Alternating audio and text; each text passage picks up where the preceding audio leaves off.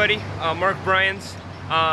Just giving you an update for HIF. You know, the Wednesday night and Thursday night, last night, HIF showed a documentary made originally by a Bulgarian-American girl named The Price of Sex. Basically, it was a documentary chronicling how many Eastern European women are being sold into sex trafficking, the sex industry, that they basically live as sex slaves, servicing 30 to 50 women, 30 to 50 men a night, with or without protection, it doesn't matter, and how they see almost none of that money, and how really it is slavery for them until their pimps or their bosses get done with them, and they're basically seen as old maids, put on a plane and let go back to a broken family, broken lives, zero history, and they live just really in something worse than slavery. It's a sexual slavery where they're basically, their only value is how well they can spread, and it was a very sobering documentary. Anyways, I'm down here in Waikiki, which is familiar to all of us. I'm literally two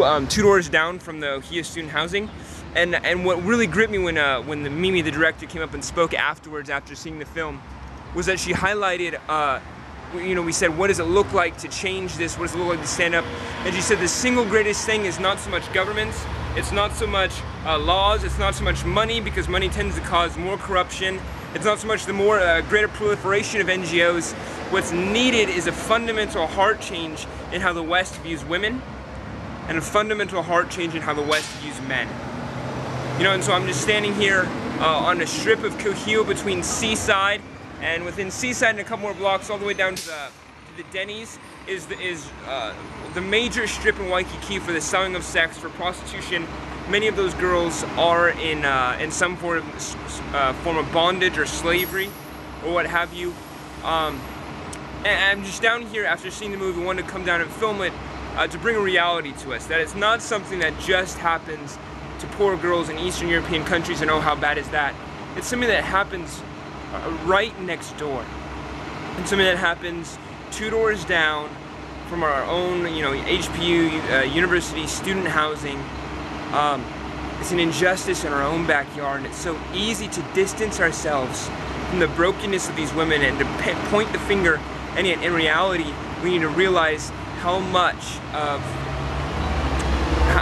we turn aside from dealing with it when it's in our own backyard. You know, and so as we look at a fundamental heart change, I'm here at, you know, there's a couple of these gentlemen's clubs, and there's nothing gentlemanly about them, or, you know, an adult shop, and there's nothing adult or mature about them. But there are these places where a culture is produced and a culture is perpetuated that makes things like selling sex okay, because we're selling sex in here, and it's only one step further to sell sex and own the person. You know what I mean? It's a logical regression that we cannot at one moment condemn sex slavery and turn a blind eye to what fuels a culture of profiting off of sex. And so, anyways, just wanted to bring kind of a realistic look as we talk about Eastern European countries. It's so vital that we're involved globally, and yet I think at the same time we need to be involved locally with what's going on here in Hawaii. So, awesome, and hope you guys enjoyed the blog.